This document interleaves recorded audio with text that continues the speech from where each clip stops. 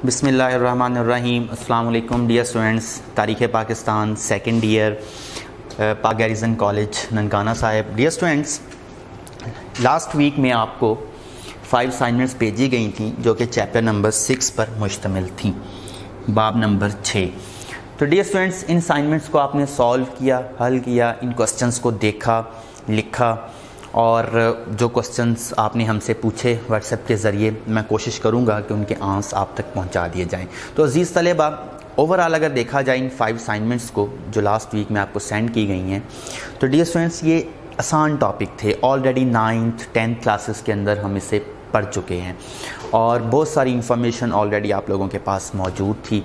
तो अज़ीज़ तलबा, एक क्वेश्चन तो ये पूछा था कि ये 5 असाइनमेंट्स जो हैं क्या ये सेपरेटली लॉन्ग क्वेश्चंस हैं। तो अज़ीज़ तलबा, ये मैं आपको साथ साथ एक्सप्लेन कर दूंगा। ये स्टूडेंट्स, अगर आप देखें असाइनमेंट नंबर 1 जो हमारी थी, उसमें हमारे पास जो टॉपिक था वो करारदाद मकासद के हवाले से था। करारदाद मकासद, ऑब्जेक्टिव रेजोल्यूशन। तो डियर स्टूडेंट्स, करारदाद मकासद के हवाले से स्टूडेंट्स ने पूछा था कि क्या ये आइन था, दस्तूर था। तो अज़ीज़ तलबा, करारदाद मकासद जो थी वो दस्तूर नहीं था। हाँ, दस्तूर बनाने के लिए रहनुमाई थी, एक स्ट्रक्चर था, ढांचा था, एक बेसिक इंफॉर्मेशन इसके अंदर जो थी वो तय की गई थी या दी गई थी कानून साज इदारे को, जिसको सामने या मद्देनज़र रखते हुए आइन साजी होनी थी। तो अज़ीज़ तलबा, फ़र्स्ट ऑफ़ ऑल तो आप याद रखेंगे करारदाद मकासद जो थी ये आइन नहीं था। आइन बनाने के लिए रहनुमाई थी, एक स्ट्रक्चर था, एक ढांचा था। इसको सामने रखते हुए पाकिस्तान के अंदर कानून साजी की जानी थी। क्योंकि पाकिस्तान जो है वो इस्लाम के नाम पर बना था, नज़रिया पाकिस्तान की बुनियाद नज़रिया इस्लाम थी, इसलिए ज़रूरी था कि पाकिस्तान का जो आइन है, दस्तूर है, वो इस्लामी असूलों के मुताबिक बनाया जाए। तो करारदाद मकासद के अंदर बेसिकली वो कुछ बुनियादी असूल जो थे, इस्लामिक प्रिंसिपल्स थे, वो तय किए गए थे। इनको मद्देनज़र रखते हुए पाकिस्तान के अंदर जो लेजिस्लेशन थी वो होनी थी, कानून साजी होनी थी। तो अज़ीज़ तलबा, एक बात तो ये क्लियर हो गई कि ये कानून यानी दस्तूर, कानून कॉन्स्टिट्यूशन नहीं था। दस्तूर बनाने के लिए एक बुनियादी स्टेप था, एक ढांचा था, इंफॉर्मेशन थी, एक इसमें बुनियादी रहनुमाई दी गई थी। एक बात तो ये। दूसरा पूछा गया था कि करारदाद मकासद जो है ये मंजूर कब हुई, किसने करवाई। तो आप याद रखेंगे कि ये 12 मार्च 1949 ईस्वी को करारदाद मकासद जो है ये मंजूर हुई है, और इसको मंजूर करवाने वाले पाकिस्तान के पहले वज़ीर आज़म लियाकत अली ख़ान थे। तो डियर स्टूडेंट्स, ये करारदाद मकासद के हवाले से आप इसकी जो डेट ऑफ फॉर्मेशन है उसको आप याद रखेंगे। नेक्स्ट डियर स्टूडेंट्स, एक और क्वेश्चन करारदाद मकासद के हवाले से पूछा गया था कि करारदाद मकासद की अगर अहमियत लिखनी है तो उसमें आप कितने पॉइंट लिखेंगे। तो डियर स्टूडेंट्स, करारदाद मकासद की अहमियत के हवाले से 2-3 पॉइंट काफ़ी होते हैं बतौर शॉर्ट क्वेश्चन। तो उसमें आप लिखेंगे कि करारदाद मकासद को पाकिस्तान की दस्तूर साजी में मैग्ना कार्टा की हैसियत हासिल है, बुनियादी हैसियत हासिल है। एक तो आप ये लिख सकते हैं बुनियादी हैसियत के हवाले से कि ये बुनियादी अहमियत की हामिल है। दूसरा, आप इसमें बताएंगे कि करारदाद मकासद की मंजूरी के बाद जो दस्तूर साजी के रास्ते में रुकावटें थीं वो दूर हो गईं। उन रुकावटों का हल जो है वो करारदाद मकासद ने निकाल लिया। तो करारदाद मकासद ने दस्तूर साजी का जो रास्ता था वो हमवार कर दिया। एक तो अहमियत में आप ये पॉइंट ऐड कर लेंगे, पॉइंट्स की फॉर्म में आप इसे लिख सकते हैं, आपका शॉर्ट क्वेश्चन कंप्लीट हो जाएगा। तीसरा, आप इसके अंदर बता सकते हैं कि करारदाद मकासद जो है वो पाकिस्तान के तीनों दसातीर में बतौर इब्तदाइया शामिल की गई। इससे भी करारदाद मकासद की जो अहमियत है वो वाज़ेह हो जाती है। बतौर इब्तदाइया आप जिक्र कर दें तो इस तरह से आप जो है इन करारदाद मकासद के हवाले से याद रखेंगे। बाकी करारदाद मकासद के कोई से 2 नुकात लिखें, शॉर्ट क्वेश्चन पूछा जा सकता है। करारदाद मकासद में अक़लियतों के हवाले से क्या जिक्र किया गया, करारदाद मकासद में अल्लाह ताला की हाकमियत के हवाले से क्या जो था वो तय पाया था। तो ये शॉर्ट क्वेश्चन जितने भी करारदाद मकासद को आपने बतौर लॉन्ग क्वेश्चन सारे पॉइंट्स को याद करना है, तो कोई भी पॉइंट होगा वो सेपरेटली आपसे बतौर शॉर्ट क्वेश्चन पूछा जा सकता है, वो आप याद रखेंगे। तो नेक्स्ट डियर स्टूडेंट्स, इस तरह से असाइनमेंट नंबर 1 जो है ये लॉन्ग क्वेश्चन भी आपका प्रिपेयर हो जाएगा और इसमें शॉर्ट क्वेश्चन जो आ रहे हैं वो भी आप अच्छी तरह से याद कर लेंगे।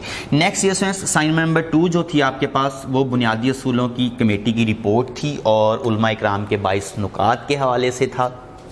तो इसमें आप के पास ये है कि पहला तो ये کہ قرارداد مقاصد بنیادی اصول قرارداد مقاصد کے بعد آئین سازی کے لیے مزید جو کام ہو رہا تھا اس میں بنیادی اصولوں کی کمیٹی کی رپورٹ اور علماء اکرام کے 22 نکات وہ بڑی اہمیت کے حامل ہیں۔ بنیادی اصولوں کی کمیٹی کی پہلی رپورٹ جو ہے وہ 1950 عیسوی میں آئی تھی، یہ آپ نے اپنے مائنڈ میں رکھ لینا ہے، بطور MCQ ایگزامینر آپ سے پوچھ لیتا ہے، اور یہ لیاقت علی خان نے پیش کی تھی۔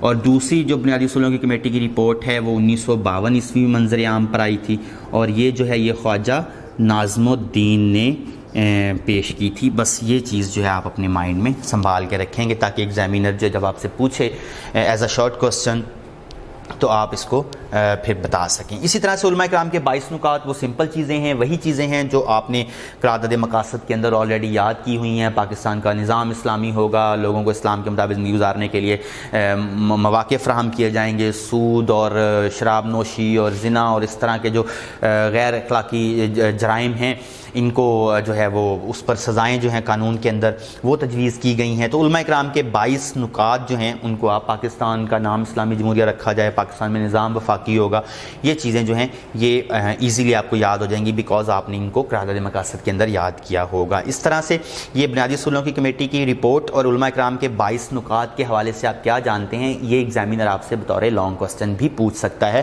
تو پھر آپ اس کو 5 مارکس پر ڈیوائڈ کر لیں گے، 5 نمبر کا یہ، 5 نمبر کا یہ، تو اس طرح سے 10 مارکس کا یہ لانگ کوسچن جو ہے آپ کا کمپلیٹ ہو جائے گا۔ اسائنمنٹ نمبر 1 قرارداد مقاصد وہ کمپلیٹ لانگ کوسچن تھا۔ اسی طرح سے اسائنمنٹ نمبر 2 بنیادی اصولوں کی کمیٹی کی رپورٹ اور علماء کرام کے 22 نکات جو ہیں یہ بھی ایک لانگ کوسچن جو ہے مکمل ہو جاتا ہے، اور اس میں سے جتنے پوائنٹس ہیں وہ پوائنٹس شارٹ کوسچن کے طور پہ پوچھے جا سکتے ہیں، اور جو MCQ تھے وہ میں نے آپ کو بتا دیے ہیں۔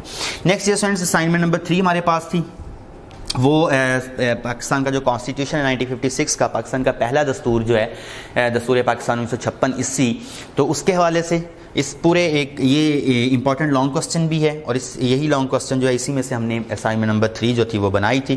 تو یہ اسٹوڈنٹس آپ کو آلریڈی پتہ تھا کہ جو تھی 1956 عیسوی کا آئین، یہ منظور کروانے والے یا نافذ کرنے والے وزیر اعظم کا نام جو تھا وہ چودھری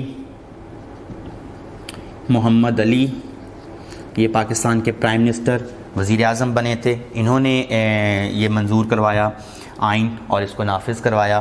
تو یہ آئین کی پھر ایگزامینر آپ سے اکثر اوقات شارٹ کوسچن کے طور پہ پوچھتا ہے کہ یہ 1956 عیسوی کا آئین جو تھا وہ پاکستان میں کب نافذ ہوا، تو یہ ڈیئر اسٹوڈنٹس آپ یاد رکھیں گے کہ 23 مارچ 1956 عیسوی، یہ کمپلیٹ ڈیٹ لکھیں گے کہ 23 مارچ 1956 عیسوی کو پاکستان کے وزیر اعظم چودھری محمد علی نے 1956 عیسوی کا آئین جو تھا وہ پاکستان میں نافذ کرایا۔ یہ پاکستان کا پہلا انڈیپینڈنٹ کانسٹیٹیوشن دستور تھا جو قیام پاکستان کے تقریباً 9 سال کے بعد پاکستان میں نافذ کیا گیا، اور اس کے بعد پھر آگے اس کے فیچرز فزیکل فیچرز جو ہیں وہ شروع ہو جاتے ہیں، خد و خال آئین کے شروع ہو جاتے ہیں، جس میں کم و بیش قرارداد مقاصد والے ہی نکات ہیں۔ اللہ تعالیٰ کی حاکمیت کے حوالے سے آپ لکھیں گے، وفاقی نظام حکومت کے حوالے سے، اقلیتوں کے حقوق کے حوالے سے، عدلیہ کی آزادی کے حوالے سے جتنے بھی پوائنٹس ہیں وہ 9th میں بھی یاد کیے ہیں آپ نے، آپ سیکنڈ ایئر کے اندر بھی آپ انہیں دیکھ لیں گے، اور پاکستان اسٹڈیز کے اندر بھی آپ پڑھ چکے ہیں۔ تو ڈیئر اسٹوڈنٹس اس طرح سے سائن نمبر 3 کمپلیٹ ہو جاتی ہے، 1956 عیسوی کے آئین کا جو پر نوٹ لکھے لانگ کوسچن کمپلیٹ ہو جاتا ہے، اور اس میں سے جو شارٹ کوسچن MCQ ہیں وہ کمپلیٹ ہو جاتے ہیں۔ بس آپ نے اس کی جو نفاذ کی تاریخ ہے وہ اچھی طرح سے یاد رکھنی ہے۔ تو ڈیئر اسٹوڈنٹس اس کے بعد آگے اسائنمنٹ نمبر 4 جو تھی ہمارے پاس وہ کانسٹیٹیوشن آف 1962 1962 عیسوی کے آئین کے حوالے سے تھی۔ 1962 عیسوی کا جو آئین ہے، اکثر اوقات ایگزامینر گھما پھرا کے آپ سے ایک شارٹ کوسچن پوچھ لیتا ہے کہ اسٹوڈنٹس بتائیں کہ 1962 عیسوی کے آئین کی نوعیت کیا تھی۔ تو ڈیئر اسٹوڈنٹس آپ نے نوعیت کے حوالے سے واٹس ایپ کے ذریعے ہم سے کوسچن بھی پوچھا تھا، تو 1962 عیسوی کے آئین کی نوعیت جو تھی وہ صدارتی تھی۔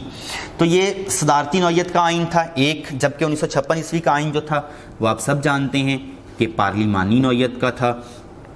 تو اس طرح سے 1962 عیسوی کے آئین کے حوالے سے آپ نوعیت کے حوالے سے بتا دیں گے۔ دوسرا اس کی جو ڈیٹ آف جو تھی امپلیمنٹیشن ہے، اس کو آئین کو نافذ کرنے کے حوالے سے جو تاریخ ہے اس کا آپ اس میں ذکر کر دیں گے۔